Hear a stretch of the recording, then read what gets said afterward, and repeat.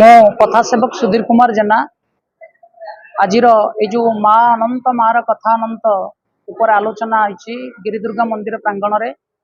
अनुष्ठान समस्त कर्मकर्ता एवं जो मैंने होती मुख्य पौरोहित्य डॉक्टर नारायण महापात्र महोदय और मनाथ मिश्र महोदय सभापति जी अच्छा अन्य समस्त श्रोतुवर्ग को हार्दिक कृतज्ञता ज्ञापन करुच्ची। वास्तविक मातृशक्ति पर समग्र जगत आधारित एवं से मातृशक्तिर कथा को सर्वांतकरण भितर आलोचना पर्यालोचना करने ये जो पदक्षेप नहीं मासिक श्रीमद देवी भागवत कथा आलोचना वास्तविक गोटे स्वागत योग्य पदक्षेप एवं जो कथा पुराण भितर लुचि रही आम जीवन चलनी भितर जार आवश्यकता रही मनुष्य निजर नीति नैतिक ताको भूली जाउची एवं से नीति नैतिकता भितर केमिति पुराण हजि रही कथा को जीवित करने जो प्रयास जारी रखिंट अनुष्ठान समस्त कर्मकर्ता वास्तविक ताहा प्रशंसनीय एवं यह कार्यक्रम आगामी दिन कि बलवत्तर हो से समस्त कर्मकर्ता एवं जो माने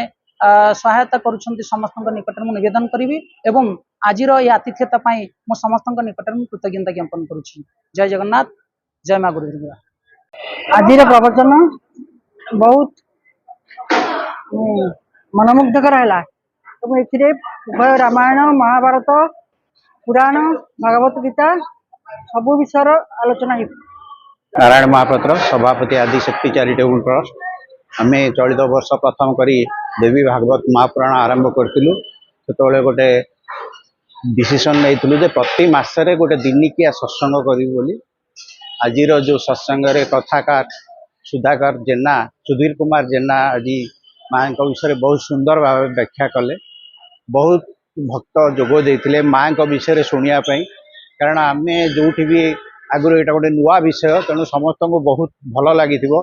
आम आगामी दिन में यही कार्यक्रम सबु मसरे दिनिकिया सत्संग हिसाब से करें समस्त को अनुरोध करुचु यही कार्यक्रम आसतु सहयोग करूँ समस्त को माँ आशीर्वाद दे। धन्यवाद। बहुत भल लगे माँ विषय प्रवचन शुणिलु भजन भी आमर सांग मैंने सब भौणी मैंने भजन गाइले भी भाई भौणी मैंने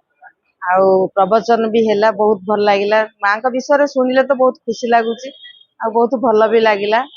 आमर तो प्रति मासरे थरे होमती प्रसाद सेवन भी हो समस्ते आम आसु एकाठी प्रसाद सेवन करी माने श्रवण करके जाऊ। आज कार्यक्रम आमर दुईटी भजन आज लोकार्पित है समस्ते शुणिले आश्विन राणी दुर्गति नाशिनी माँ आ गोटे श्रीदेवी